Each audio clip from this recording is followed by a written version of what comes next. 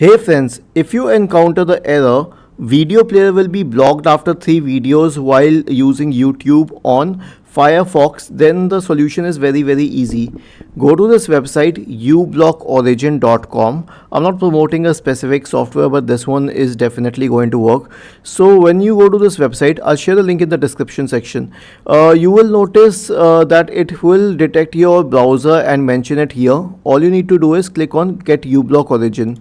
Select add to Firefox since I am using Firefox and click on add. Click on OK. Now the uBlock origin icon will appear here. Click on the settings gear like symbol here. Now this will open the dashboard. Go to filtered list. Click on purge all caches. This will be active for you. Now this is not active for me because I've already purged the caches, and once you click on this, after that you can click on update now. Why are we updating this software? The reason that we are updating this software is because all the versions of uBlock do not support this latest error message, but the latest version will help you with it. Once it has been updated and this option has been grayed out, you can close the browser, reopen it, and then start using YouTube.